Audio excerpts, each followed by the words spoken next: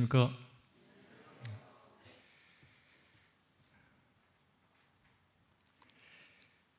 오늘 제목이 오늘 네 집에 유하여 하겠다 제목을 지었는데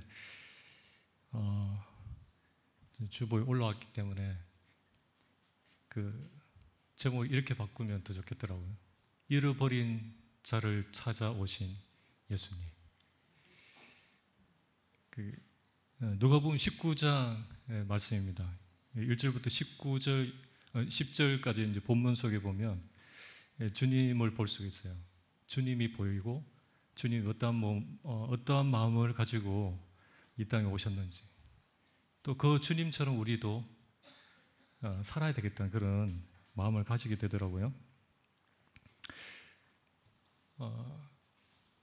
제가 왜 여기에 설 수 있었는가, 또 성도님들과 이렇게 만남을 가질 수가 있었는가 생각해 보면은 딱 한 가지입니다. 누구 때문이죠? 주님 때문에. 주님이 아니었다면 우리는 다 서로 모르는 사이인데 주님으로 말미암아 이렇게 영원한 가족 관계가 되었다고 여겨집니다. 누가복음 19장 1절에서 10절까지 교독에서 한번 다 읽어보겠습니다. 제가 1절, 그 다음 성도님들 읽어주십시오. 예수께서 여리고에 들어가 지나가시더라.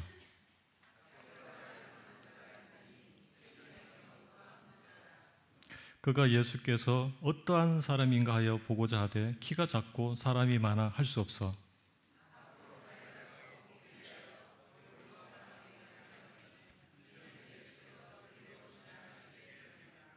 예수께서 그곳에 이르사 쳐다보시고 이르시되 삭개오야 속히 내려오라. 내가 오늘 네 집에 유하여 하겠다 하시니,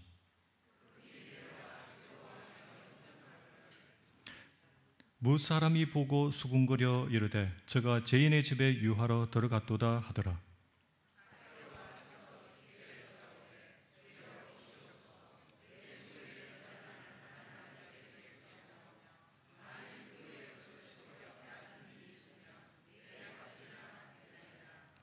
예수께서 이르시되 오늘 구원이 이 집에 이르렀으니 이 사람도 아브라함의 자손이미로다. 인자가 온 것은 잃어버린 자를 찾아 구원하려 함이니라.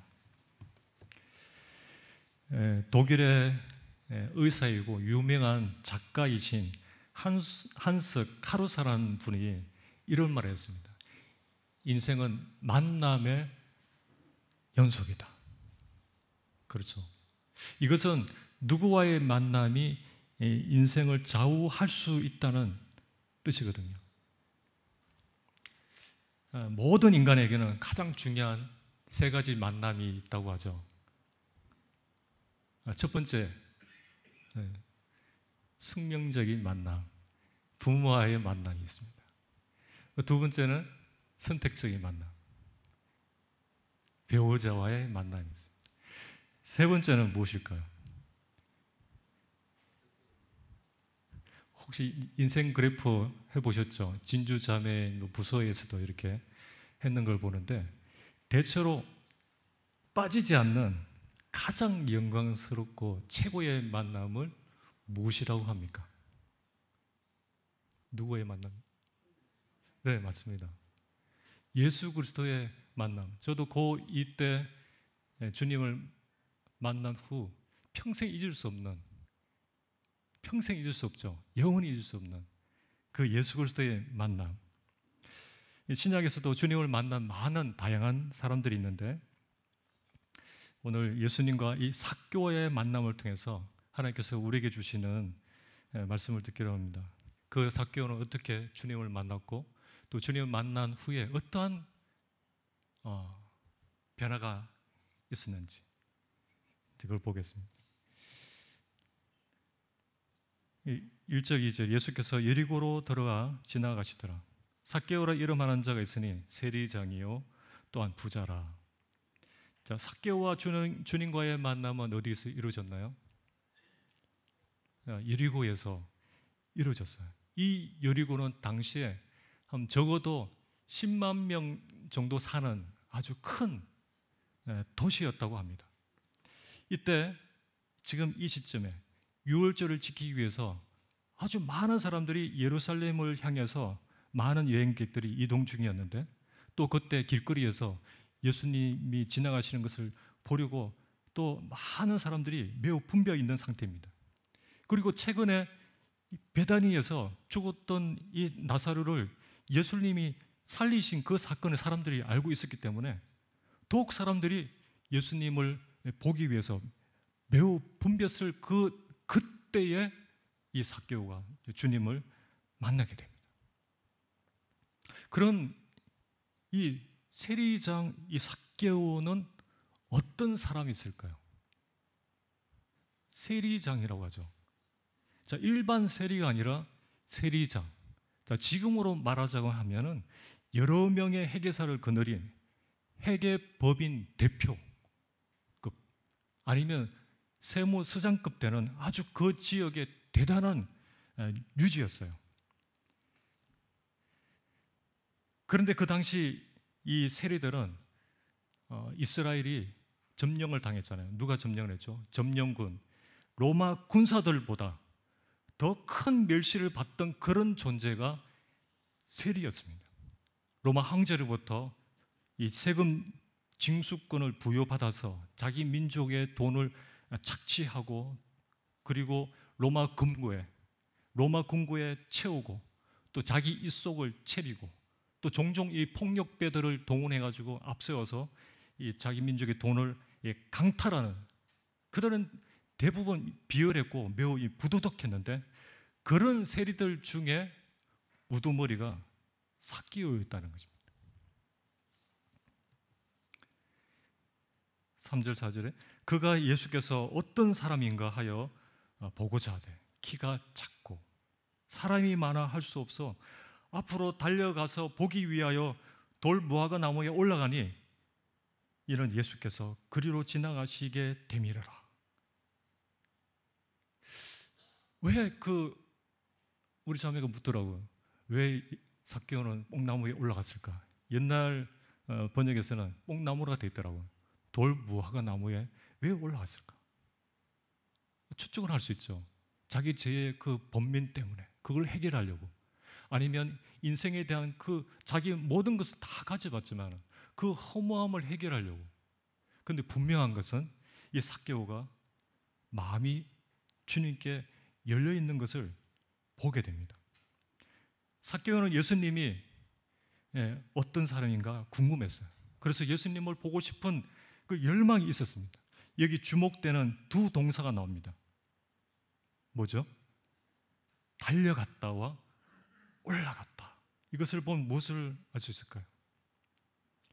삭개오는 키가 매우 작았기 때문에 그 많은 사람들 가운데서 예수님을 뵈려면 다른 방법이 없습니다. 주님을 뵈려면 그 사람들 사이를 비집고 쏜살같이 달려가야지만이, 그리고 그 무화과 나무에 올라가야지만이 예수님을 볼 수 있는 것입니다. 그렇게 했어요. 그런데 중동의 어른들은요, 아무리 바빠도 사람들 보는 데서는 뛰지 않는다고 합니다. 조선시대 양반들도 비가 오면은 뛰지 않는다고 하잖아요.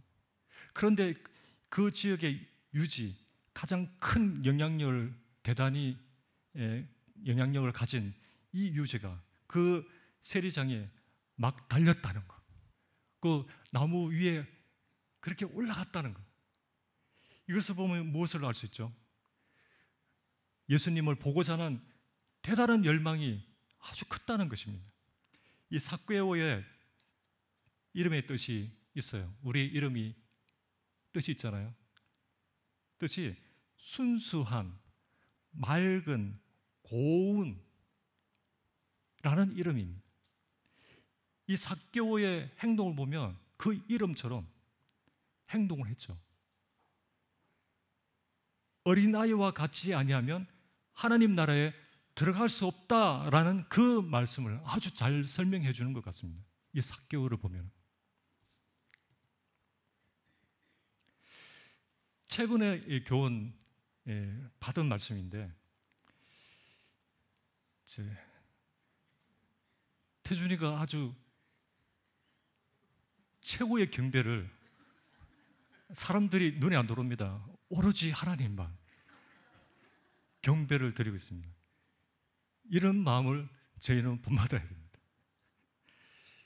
제가 누가복음 10장 21절 보면, 그때 예수께서 성령으로 기뻐하시며 이르시되 천지의 주제이신 아버지여, 이것을 지혜롭고 설기 있는 자들에게는 숨기시고 어린 아이들에게는 나타내심을 감사하나이다. 옳소이다. 이렇게 된 것이 아버지의 뜻이니이다 라고 했습니다. 어린 아이들에게는 주님 자신을 나타내신다는 거예요. 그런 어린아이와 같은 그 마음을 가진 사람에게 주님 자신은 나타내시고 그를 찾으시고 그를 만나주신다는 것입니다. 그런 어린아이 같은 마음, 그런 겸손하고 자기를 낮추고 열려있는 그런 자세를 말이죠. 41절 42절을 보면 누가 나오죠? 마리아가 나옵니다.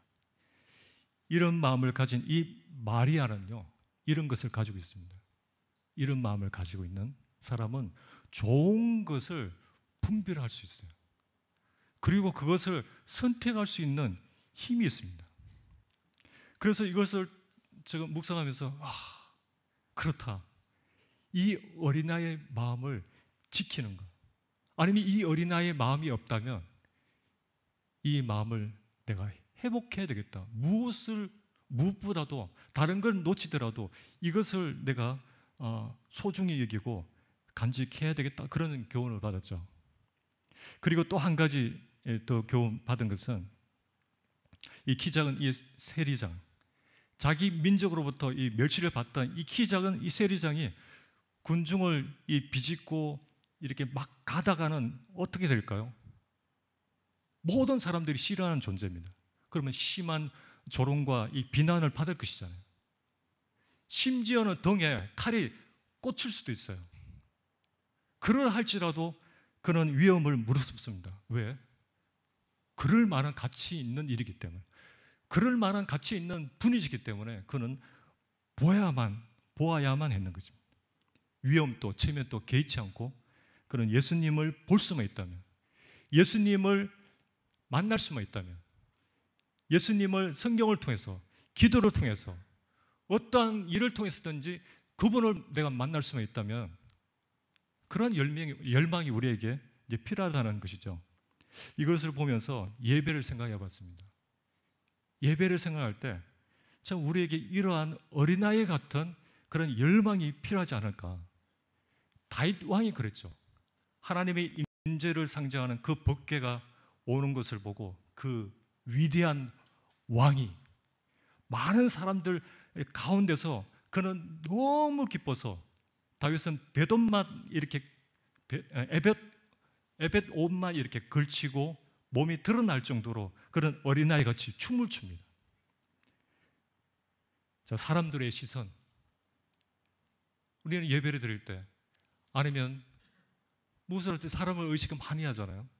사람들의 시선, 또 아내 미갈의 그 비웃음, 그런 거 개의치 않고 아랑곳 하지 않고 오직 하나님만 몰입해서 그분께 온 힘을 다해서 마음을 다해서 예배를 드립니다. 우리는 태준이의 그 경배의 모습을 기억해야 됩니다. 이 어린아이의 마음이 회복되어야 된다는 거죠.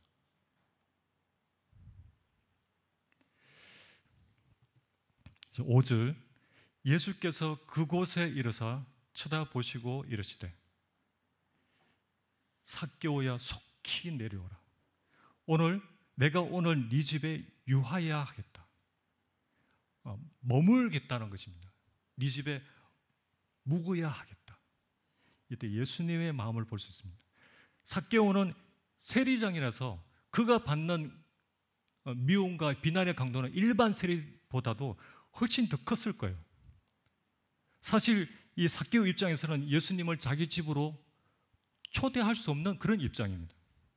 왜냐하면 어느 누가 이 부정한 이 사람의 초대에, 이 나쁜 사람의 초대에 응하겠습니까? 아무도 없습니다. 응할 사람은 아무도 없어요. 그런데 오직 딱 한 분, 예수님이 먼저 어떻게 해요? 먼저 내가 오늘 네 집에 유하여야 하겠다. 네 집에 머물겠다. 네 안에 거하겠다. 이것은 어느 누구도 할 수 없는 것입니다. 누가 할 수 있을까요? 그를 정말 사랑하는 사람만이 할 수 있는 거죠.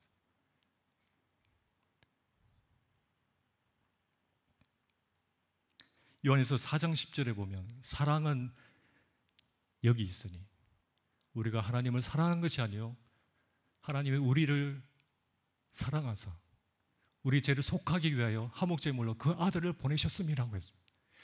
내가 그분을 찾은 것이 아니라 그분이 나를 찾아주시고 나를 만나주시고 나를 자녀 삼아주신 것입니다. 그분, 전적인 그분의 은혜이죠. 그분이 아니었다면 우리는 이 자리에 없을 것이고 영원한 그런 멸망 가운데 있겠죠.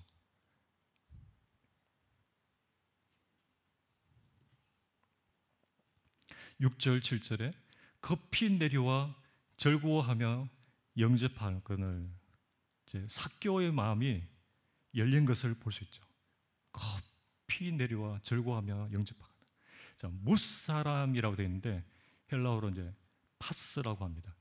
모두가 전체가 무사람이 보고 수군거려 이르되 뭐라고 합니까? 저가 죄인의 집에 유하로 들어갔도다 하더라. 이거는 비난의 말입니다. 사람들이 저가 어떻게 그 죄인의 집에 들어갈 수 있느냐라고 하는 것입니다. 예수님이 삭개오가 어떤 사람인지 모르고 이런 제안을 했을까요? 아닙니다.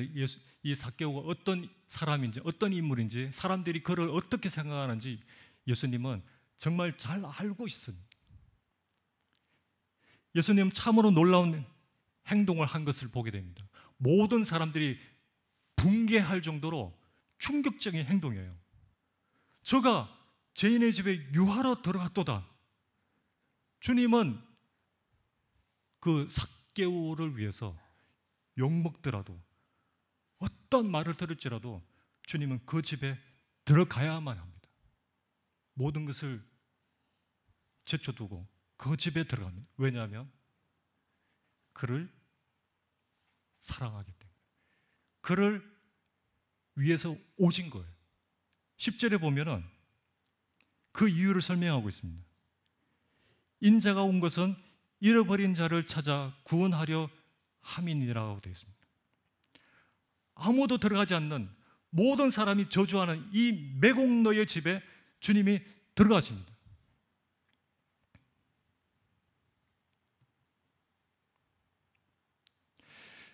마태복음 9장 10절에 보면 마태가 나옵니다. 세리죠. 예수께서 마태의 집에서 앉아 음식을 잡수실 때에 많은 세리와 죄인들이 와서 예수와 그의 제자들과 함께 앉았더니, 또 누가복음 7장 34절에 보면 인자는 와서 먹고 마시네 너희 말이 이 바리새인, 사두개인 이러한 종교 지도자들이죠. 그들이 이렇게 말합니다. 보라, 먹기를 탐하고 포도주를 즐기는 사람이요 세리와 죄인의 친구로다 했습니다. 세리 마태의 집에, 그것도 많은 이 세리들이 있는 그 곳에 이 거룩하신 분께서, 만왕의 왕께서 자기 존재를 잊어버리고 그 집에 들어간다는 것입니다.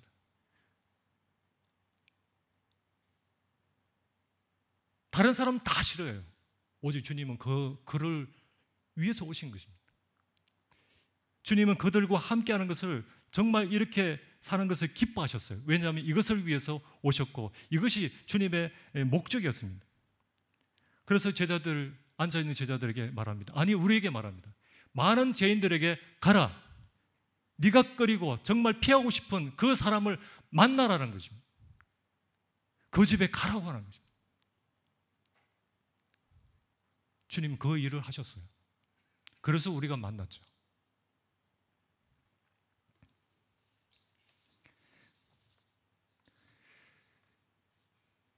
세리 마태가 주님을 따르기 시작할 때 제일 먼저 한 일 무엇일까요? 저는 개인적으로 참 잘한 일이다라고 합니다. 너무나 이것을 칭찬했을 거예요. 무엇일까요? 자신과 똑같은 그 세리들을 불러 모은 것입니다.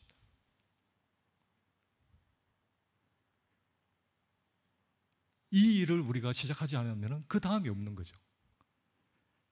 또 질문 한 가지 드리겠습니다. 우리 주변에 구원받아야 할 많은 사람들이 있죠. 어떻게 하면 그들의 그 마음을 열 수 있을까? 또 그들이 자기가 사랑받는다는 그런 느낌을 받게 하는 그런 방법이 없을까? 주님이 본을 보여주셨습니다. 주님이 한 행동이 무엇이죠? 마태복음 9장 10절에 보면 세리들과 음식을 함께 합니다. 15장 2절에 보면 끝에 이 사람이 죄인을 영접하고 음식을 같이 먹는다. 예수님처럼 한 끼 식사를 같이 하는 거죠. 함께 빵을 쪼개고 나누면 그 사이에 있던 그 높은 장벽이 허물어지는 것입니다. 쉽게 말해서 친구 관계를 먼저 맺어야 된다는 거죠. 이것이 예수님이 가장 많이 했던 관계 전도가 아닌가 싶습니다. 틈만 나면 주님은 이 빵 쪼개는 사역을 많이 했어요. 틈만 나면 사람들과 함께 빵을 쪼개면서 음식 교제를 했습니다. 그래서 허다한 그 많은 사람들 가운데 예수님에 대한 소문이 났는데 뭐라고 났을까요? 저분은 세리와 죄인의 친구더라. 그렇게 소문이 날 정도로 닭거리는 그들을 유독 찾았고 그들을 만났고 그들을 주님은 사랑하셨다는 것입니다.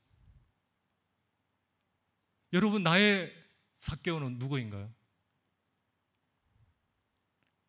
나의 삭개오는 누구인가요?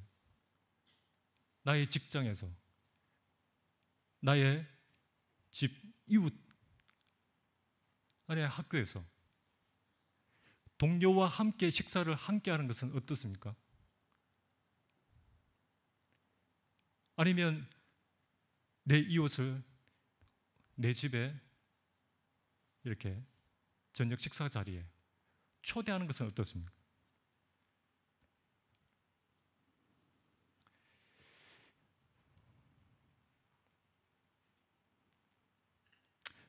그렇게 하면은 여러 가지 부담이 있을 수 있는데 그렇지 않습니다. 같이 1대1로 식사할 수도 있죠. 아니면 가정을 초대할 수도 있고.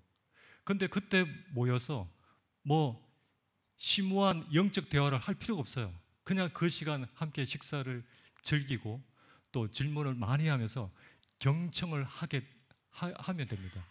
그렇게 되면 자연스럽게 다음번에 식사 자리가 다시 한번 마련되겠죠.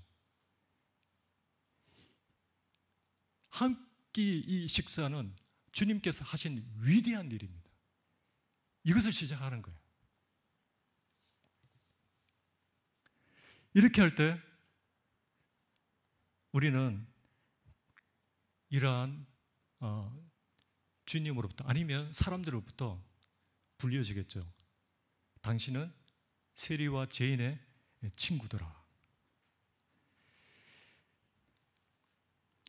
이 한 끼 식사가 어떤 일로 이어질지 아무런 모릅니다. 제가 한 가지 기도 부탁을 드리고 싶은 것이 있는데, 저희 장인 어른과 장모님에게 이제 복음을 전하는 일이 어려운 이유가 있지만은 몇 개월 전에 시도를 했습니다. 그 두 분에게 전화를 걸었죠. 친구가 목회자인데 소개를 해드리면 한번 만나시겠습니까? 이렇게 정말 기도 가운데, 간절한 기도 가운데 조심스럽게 여쭈었는데 허락하신 거예요. 그런 정말 기도 응답이었고 기적이었습니다. 이렇게 이제 한 발 한 발 다가가려고 합니다. 이번 여름에는 좀 비가 그쳤으면 좋겠는데 농사 짓는 그곳에 가서 고기를 사들고 한 끼 하면서 만남을 이렇게 가지려고 합니다. 그 시간에 이 삭개오에게 있었던 그 기적이 마음을 여셔서 좀 주님께로 더 가까워지기를 원하는 그런 마음이 있습니다. 한 끼 음식을 통해서, 한 끼 이 식사를 통해서 복음의 거룩한 영향력을 시작하는 우리 모든 형제자매님들이 되셨으면 합니다. 8절에 삭개오가 서서 주께 여짜오되, 그가 이제 변화가 생겼어요.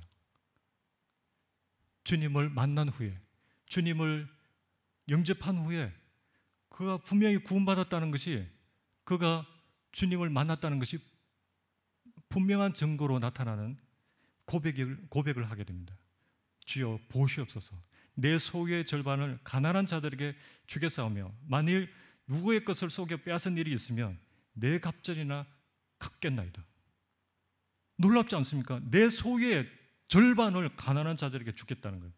또 속여서 빼앗은 일이 있다면 4배나 보상하겠다. 자, 어떤 분이 이런 말을 했어요.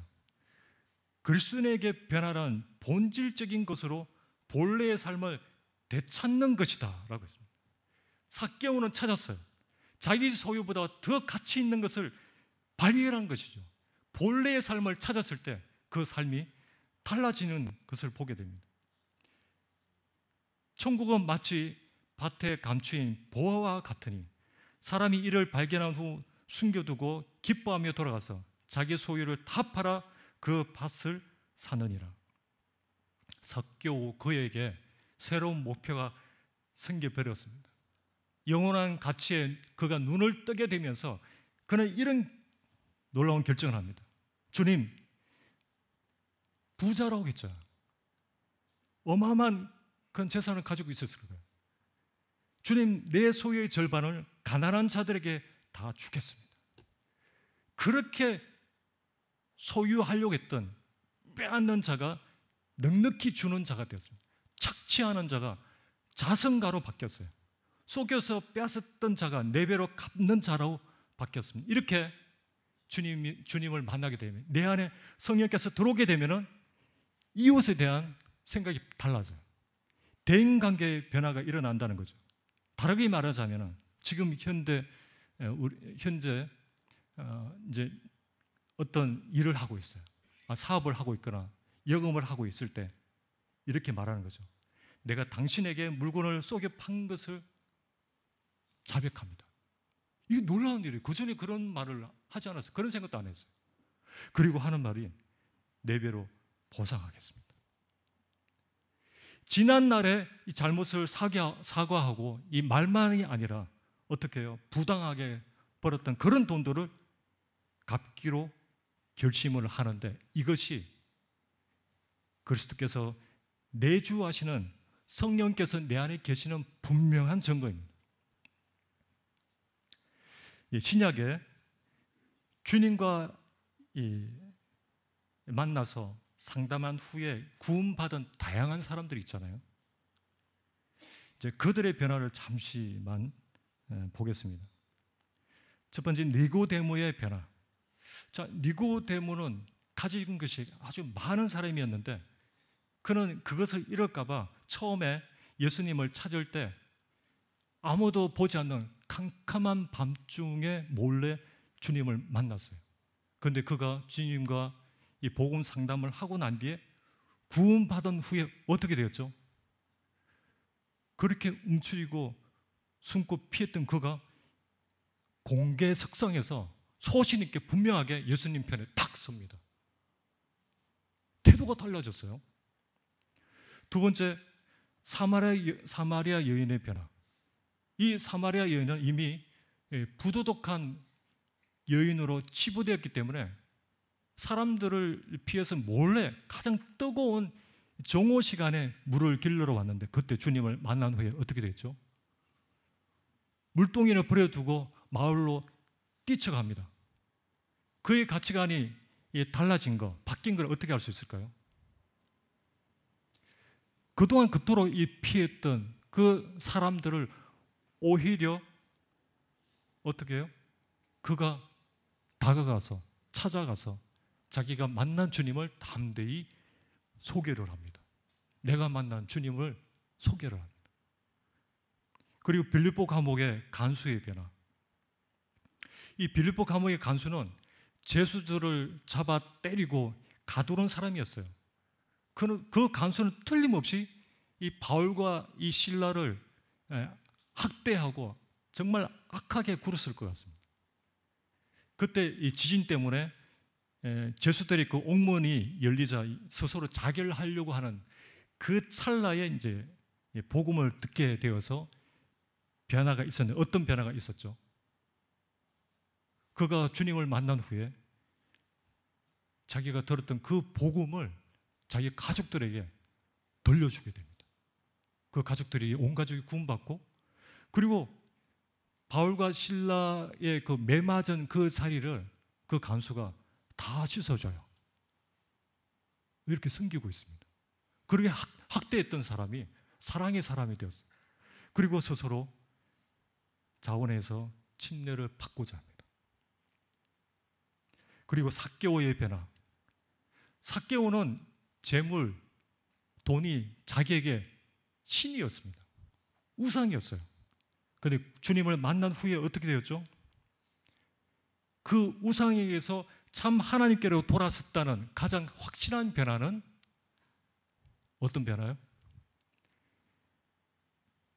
물질의 변화로 나타난 거예요.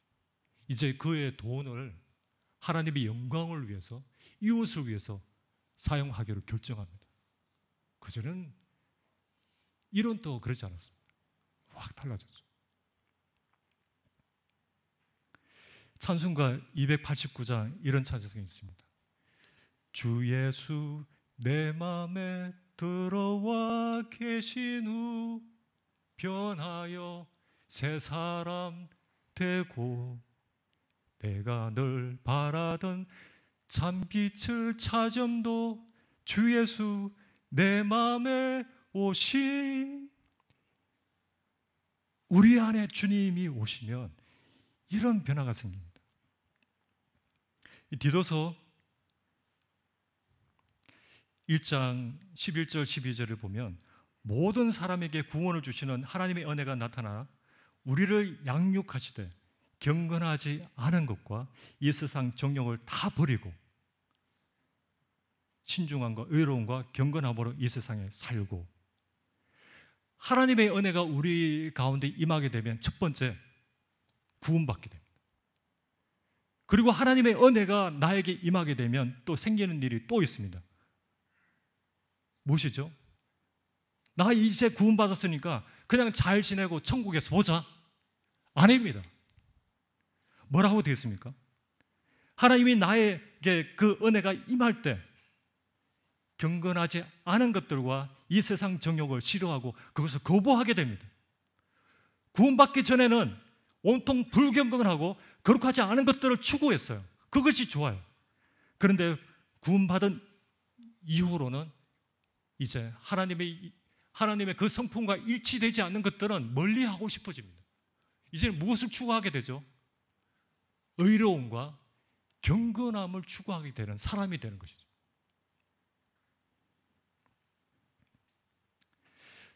어떤 분은 이 삭개오의 변화를 보면서 이렇게 말합니다. 자기 육체를 위하여 심는 자는 육체로부터 썩어질 것을 거두고 성령을 위하여 심는 자는 성령으로부터 영생을 거두리라. 그는 그전에 자기 육체를 위하여 심는 자였습니다. 그러나 이제 어떤 사람으로 바뀌었죠? 성령을 위하여 심는 자로 바뀌었습니다. 내 안에 성령께서 들어오실 때, 하나님의 은혜를 맛봤을 때, 하나님의 그 빛이 내 안에 돌았을 때 새로운 식욕이 생기는 것입니다. 그전에는 생각지도 않았던 그러한 갈망이 열망이 생기는 거죠. 그분을 위해서 살고 싶은 그 나라가 소망되어지는 그 첫 시작이 우리에게 있었죠. 아니면 지금 그 마음이 사라졌거나.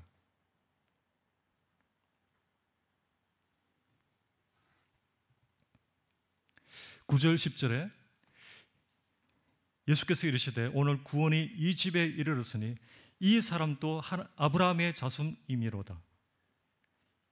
10절 같이 읽겠습니다. 시작. 인자가 온 것은 잃어버린 자를 찾아 구원하려 함이니라. 예수님의 목적과 그분의 마음을 읽을 수 있습니다. 이 10절은 이 본문의 핵심 구절입니다.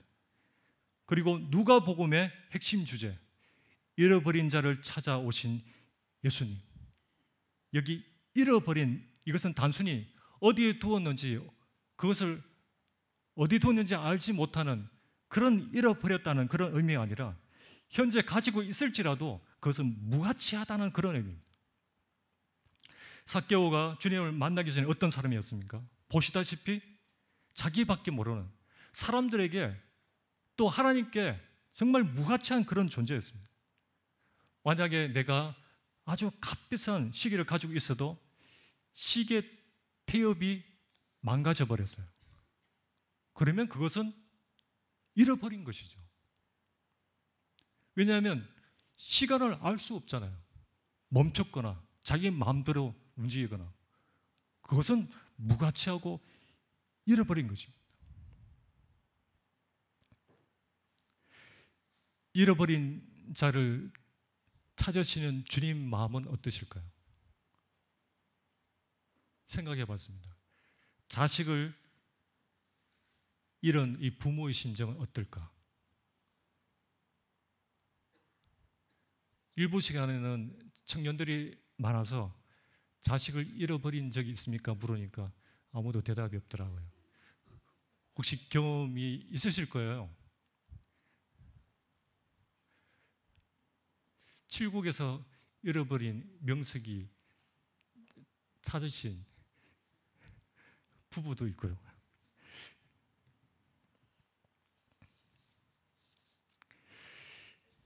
제 아들이 5살 때 잃어버렸습니다. 5살, 지금 누구인지 모르겠네요.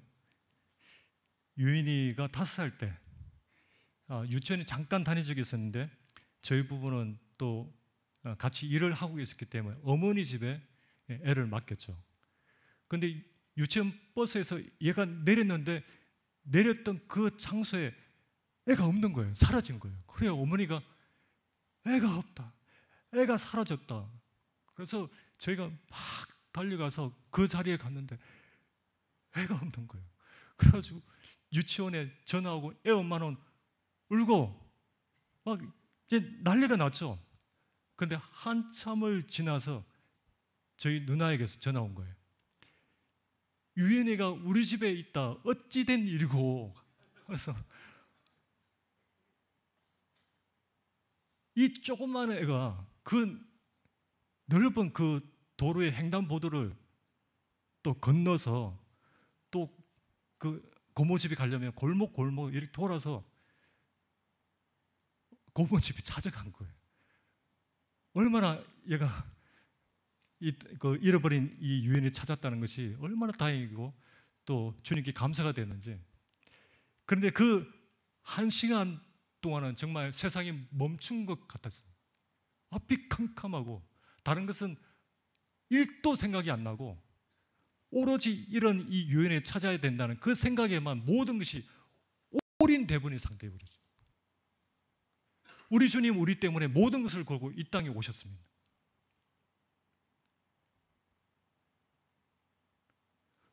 우리가 무엇이길래 우리를 구원하시려고, 잃어버린 우리를 찾아 구원하시려고 이 땅에 오신 것입니다. 그분이 이 땅에 밟는 그 순간순간, 아니 지금 이 순간에도 그 주님은 온 세상이 멈춘 것처럼 이 삭개오만 주목하는 그런 심정으로 잃어버린 자들을 찾고 계십니다. 그런 주님의 심정이 참 우리에게 필요하다 그런 생각이 들어요. 주님은 죄를 미워하십니다. 죄를 미워하셨죠. 그렇지만 죄인들을 가까이 하셨고 죄인들을 너무 사랑하셨습니다. 죄인들의 친구이신 주님께서 삭개오에게 하신 일이 무엇이었죠? 삭개오야, 어서 내려와라. 내가 네 집에 묵어야 하겠다. 내가 이제는 너를 떠나지 않으리라. 이제는 결코 너를 버리지 않고 너를 떠나지 않고 내가 너와 영원히 함께 하겠노라. 형제자매님, 주님이 우리에게 하신 일은 너무나 놀라운 일입니다. 그러면 우리가 해야 할 일이 있죠. 우리가 할 수 있는 일 무엇입니까? 복음을 전하는 거, 또 성경 공부하는 거 저 잘 못하거든요. 그런데 우리가 할 수 있는 것 있죠. 식사 한 끼 하는 것입니다. 내 동료와 내 친구와 식사 한 끼를 하는 것입니다. 그 이웃집에 찾아가는 것입니다. 놀러 가는 거죠. 그것도 초대하는 것입니다. 친구가 되어주는 것입니다. 그렇게 한 발 한 발 시작하게 되면 그 나머지는 주님께서 분명하게 도와주시고 놀라운 열매를 또 보게 하실 것입니다. 우리도 앞에 적혀 있는 것처럼 세리와 죄인의 친구로다 라고 불리워지는, 주님으로부터 불리워지고 세상 사람들로부터 불리워지는 그런 우리가 모두 되었으면 좋겠습니다. 말씀을 준비하면서 정말 주님께 감사가 되었습니다. 주님이 세리와 죄인의 친구라는 것, 이거는 알고는 있었지만은 진짜 사실이라는 것을 알게 되죠. 세상에 버린 자들, 또 아무도 찾지 않는 그들을 찾아 나셨듯이 그런 자들을 찾아주신 주님을 찬양합니다. 볼품없고 무가치한 그런 자들을 위해서 주님이 이 땅에 오신 그 사실이 정말 저는 개인적으로 이해가 안 됩니다. 그런 사랑을 받을 만한 그런 가치 있는 존재인가?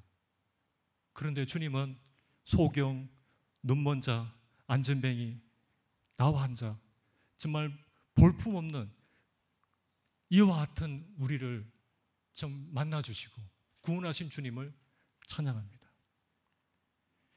네, 잠시 기도하고 마치도록 하겠습니다.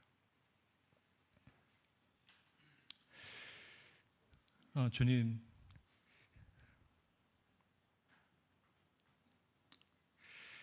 아버지께서 아들을 내어주실 만큼 참 우리가 그렇게 사랑받을 만한 존재인가요? 주님, 자기 자신을 버릴 정도로 우리를 위하시고 우리를 사랑하신 그 사실이 우리에게 얼마나 놀라운지 모릅니다. 그 은혜를 우리가 아는 자로서 이 삭개오의 변화를 볼 때에 참 우리에게 참 기쁨이 있는 것처럼 그런 잃어버린 자를 찾아 주님처럼 그들과 만나고 또 찾아서 또 사랑을 베풀며 참 주님을 소개하는 저희들이 될 수 있도록 도와주시기를 원합니다. 이 모든 것이 참 주님께 영광이 되기를 원하며 예수님 이름으로 기도드립니다.